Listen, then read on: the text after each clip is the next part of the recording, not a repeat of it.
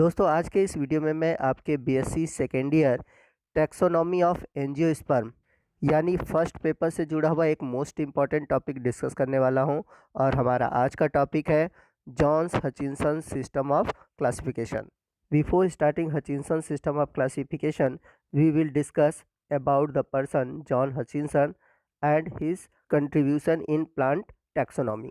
तो John Hutchinson के classification को डिस्कस करने से पहले हम जॉन हचिंसन के बारे में जानेंगे और इनका क्या कंट्रीब्यूशन रहा है प्लांट टैक्सोनॉमी में, उसको डिस्कस करेंगे। तो आइए सबसे पहले हम बात करते हैं जॉन हचिंसन के बारे में। John Hutchinson was a British botanist. He was associated with royal botanical garden क्यों। तो जॉन हचिंसन एक ब्रिटिश बॉटनिस्ट थे जो कि रॉयल बॉटनिकल गार्डन से जुड़े हुए थे। He also served as keeper of Kew Herbarium for many years. He published classification of angiosperm in his book entitled The Families of Flowering Plant. तो angiospermic plant का जो क्लासिफिकेशन था उन्होंने अपने book the families of flowering plant में publish हुआ। तो ये जो क्लासिफिकेशन था वो 3 पार्ट में पब्लिश हुआ।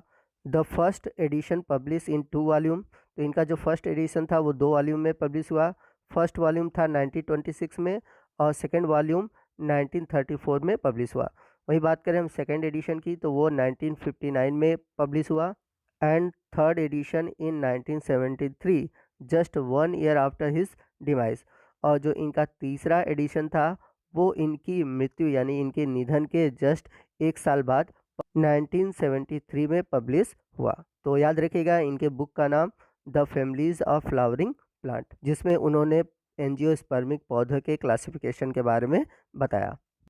आइए नेक्स्ट हम बात करते हैं जॉन्स हचिंसन के क्लासिफिकेशन के मुख्य विशेषताओं के बारे में यानी कि की फीचर्स के बारे में। The classification system of Hutchinson deal only with flowering plant. तो हचिंसन का जो क्लासिफिकेशन था उसमें उन्होंने केवल फ्लावरिंग प्लांट के क्लासिफिकेशन के बारे में बताया।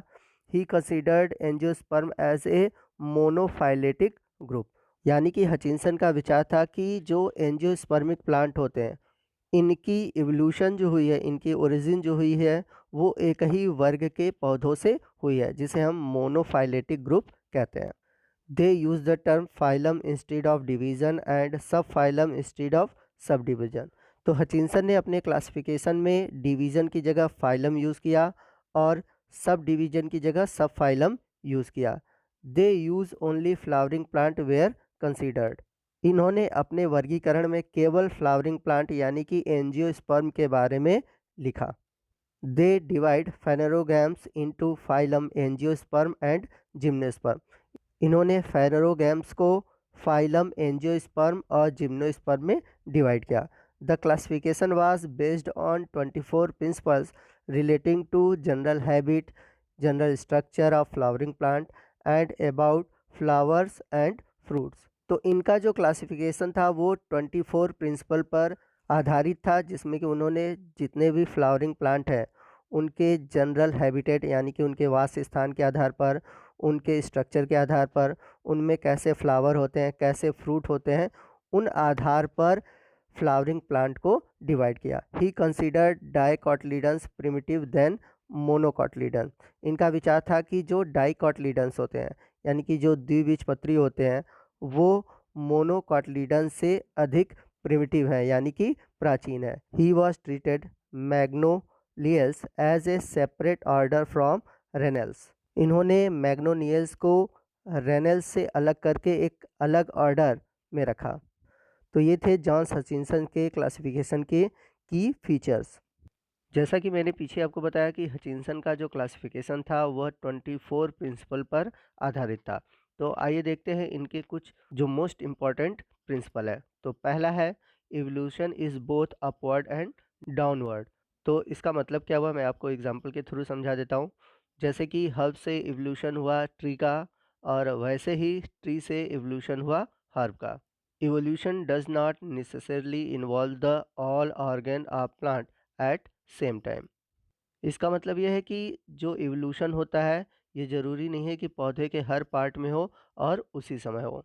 इन certain group tree and shrub are probably more primitive than herb. तो कुछ ऐसे ग्रुप हैं जिसमें कि जो ट्री और सर्ब हैं वो हर्ब से भी ज़्यादा प्रिमिटिव है। Tree and shrub are primitive than climber, और इसके साथ साथ ट्री और श्रब क्लाइंबर से भी प्रिमिटिव है। नेक्स्ट है perennial are older than biennials and from them annuals have been derived. कहने का तात्पर्य यह है कि जो बहुवर्षीय यानी कि जो पेरेनियल प्लांट है वो द्विवर्षीय यानी कि बाइनियल्स प्लांट से भी पुराने हैं, ओल्डर हैं, जबकि जो एनुअल प्लांट है यानी कि एक वर्षीय पौधे हैं इनका निर्माण पेरेनियल प्लांट से हुआ है। As a rule simple leaves primitive than compound leaf. तो जो सिंपल लीफ है वो कंपाउंड लीफ से अधिक प्रिमिटिव है, यानी कि सिंपल लीफ पृथ्वी पर पहले आए और धीरे धीरे उनसे कंपाउंड लीफ का फॉर्मेशन हुआ। Free petals are more primitive than fused petal. तो जो फ्री पेटल्स हैं वो फ्यूज्ड पेटल से अधिक प्रिमिटिव हैं। तो हम इसे इस प्रकार भी कह सकते हैं कि जो फ्री पेटल्स हैं हम उन्हें पॉलीपेटल्स कहते हैं और फ्यूज्ड पेटल को हम गैमोपेटल्स कहते हैं। तो इस प्रकार से हम देख सकते हैं कि polypetals are more primitive than gamopetals. Actinomorphic flowers are primitive than zygomorphic flower. Hypogynous is primitive than perigynous and from which derive epigynous. Primitive flower had more stamen whereas advanced flower had fewer stamen. तो जो primitive flower थे उसमें stamen की जो संख्या होती थी वो बहुत अधिक होती थी, लेकिन जो आज के एडवांस फ्लावर हैं उनमें स्टेमेन की संख्या कम होती है। तो आइए नेक्स्ट हम बात करते हैं आज के वीडियो के most important topic John's Hutchinson के क्लासिफिकेशन के बारे में। तो बात करें अगर हम जॉन्स हचिंसन के क्लासिफिकेशन के बारे में, तो इन्होंने फेनेरोगैम्स को दो फाइलम में डिवाइड किया था। तो जो पहला फाइलम है वो है जिम्नोस्पर्मी और दूसरा फाइलम है एंजियोस्पर्मी। तो आइए सबसे पहले हम बात करते हैं कि फेनेरोगैम्स होते क्या हैं। तो फेनेरोगैम्स के अंतर्गत ऐसे प्लांट आते हैं जिनमें कि फ्लावर और फ्रूट का फॉर्मेशन होता है। इसके बाद फेनेरोगैम्स की दो कैटेगरी है, फर्स्ट है जिम्नोस्पर्मी और दूसरी है एंजियोस्पर्मी। तो यदि हम बात करें जिम्नोस्पर्मी की, gymnospermy included naked seeded plant, while in angiospermy seed are covered and the formation of flower and seed take place। तो जो जिम्नोस्पर्मी होते हैं इनमें जो सीड होता है वो कवर्ड नहीं होता है, जबकि फाइलम एंजियोस्पर्मी में जो सीड होते हैं वो फ्रूट के अंदर कवर्ड होते हैं। Phylum angiospermy again divide into two subphylum. First subphylum is dicotyledons and second subphylum is monocotyledons. First subphylum Dicotyledons again divide into two division. First division is Lygonaceae and second division is Herbaceae. In Lygonaceae included all tree plant, while in Herbaceae included all herbs plant. Whereas second subphylum Monocotyledons again divide into three division. Division first is Calciferae and second is Coroliferae and while third is Glumiflorae। और यदि आप John Hutchinson के classification को और detail से जानना चाहते हैं तो मैं आपको और डिटेल से बता देता हूं। तो जैसा कि पीछे आपने देखा कि डाइकोटिलीडन्स को टू डिवीज़न में बांटा गया था, लिग्नोसी और हर्बिएसी। तो लिग्नियोसी में कुल 54 ऑर्डर है। पहला ऑर्डर है मैग्नोलियल्स और लास्ट ऑर्डर है वर्बिनियल्स। यदि बात करें हम ऑर्डर मैग्नोलियल्स में फैमिली की, तो इसमें कई फैमिली हैं, जिसमें जो फर्स्ट फैमिली है वो है मैग्नोलिएसी। वहीं हम बात करें ऑर्डर वर्बिनेल्स की, तो इसमें जो लास्ट फैमिली है वो है वर्बिनेसी। वही बात करें हम डिवीज़न हर्बिएसी की, तो इसमें 28 ऑर्डर हैं। तो जो पहला ऑर्डर है वो है रेनल्स और इसमें जो पहली फैमिली है वो है पियोनिएसी। और हर्बिएसी का जो लास्ट ऑर्डर है वो है लेमियल्स। और अगर हम बात करें इसमें लास्ट फैमिली की, तो लास्ट फैमिली है लेमिएसी। वहीं सब डिवीज़न मोनोकोटिलीडन में 3 डिवीज़न थे। तो कैल्सीफेरी की बात करें तो इसमें 12 ऑर्डर हैं। पहला जो ऑर्डर है इसमें है ब्यूटोमेल्स और जो लास्ट ऑर्डर है वो है जिंजीबेरल्स, जिसका जो लास्ट फैमिली है वो है मैरेंटिएसी। वहीं बात करें हम डिवीज़न कोरोलीफेरी की, तो इसमें 14 ऑर्डर है। जो इसमें फर्स्ट ऑर्डर है वो है लिलियल्स और लास्ट ऑर्डर है ऑर्किडेल्स। और कोरोलीफेरी में जो फर्स्ट फैमिली है वो है लिलिएसी और लास्ट फैमिली है ऑर्किडिएसी। वही बात करें हम डिवीज़न ग्लूमीफ्लोरी की, तो इसमें जो फर्स्ट ऑर्डर है वह है जंकेल्स और लास्ट ऑर्डर है ग्रैमिनेल्स। और इसमें अगर फैमिली की बात करें तो फर्स्ट फैमिली है जनकेसी और जो लास्ट फैमिली है वो है पोएसी। तो ये था जॉन हचिंसन का क्लासिफिकेशन। आइए नेक्स्ट हम बात करते हैं जॉन हचिंसन के क्लासिफिकेशन के क्या मेरिट्स थे, क्या डिमेरिट्स थे। तो आइए सबसे पहले हम इनके मेरिट्स को देखते हैं। The system is more phylogenetic than Engler and Prantl system. तो इनका जो क्लासिफिकेशन था वो सबसे अधिक इवोल्यूशनरी बेस्ड था देन आपके इंगलर और प्रेंटल के क्लासिफिकेशन के, क्योंकि इन्होंने अपने क्लासिफिकेशन में फाइलोजेनेटिक बेस पर पौधों को क्लासिफाई किया था। The placement of magnoliaceae at beginning is as per prevalent view. The combination of many characters for grouping plant is more logical.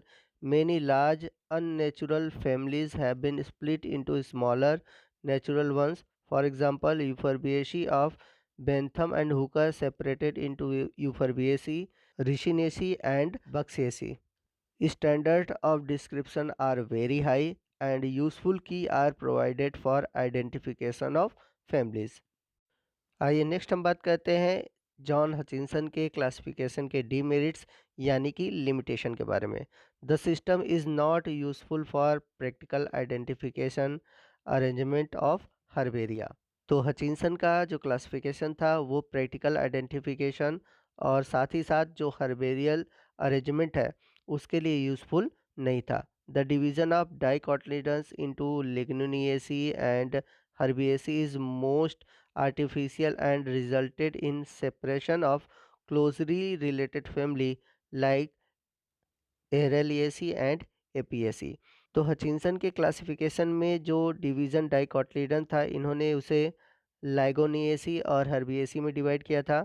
और लाइगोनिएसी में जितने भी प्लांट थे वो सभी ट्री थे, जबकि हर्बिएसी में थे हर्ब थे। तो इनका जो क्लासिफिकेशन था वो जनरली हैबिटेट के आधार पर था, जो कि इसे बहुत ही आर्टिफिशियल बनाता है, जो कि इनके क्लासिफिकेशन का ड्रॉबैक था। Hutchinson did not provide a full explanation for the majority of his evolutionary concept.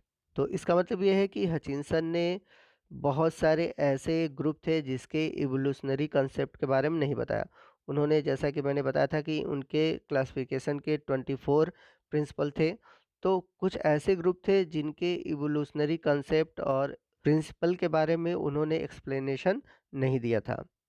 He derives angiosperm from proangiosperm but not provide information about his hypothetical ancestral group। तो इसका मतलब क्या हुआ कि जब उन्होंने अपना सिस्टम ऑफ क्लासिफिकेशन दिया तो उन्होंने कहा कि जो एंजियोस्पर्मी होते हैं वो मोनोफाइलेटिक ग्रुप है, जो कि कुछ स्पेसिफिक जिम्नोस्पर्म से उत्पन्न हुए हैं।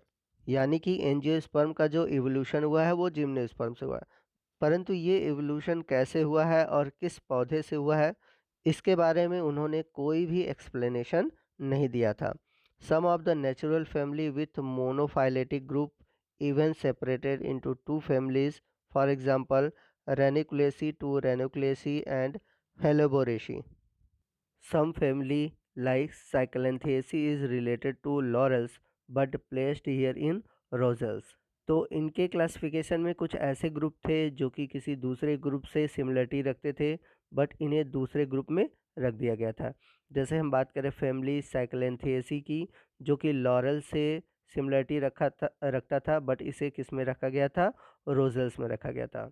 The family Liliaceae of Hutchinson is a large unnatural assemblage.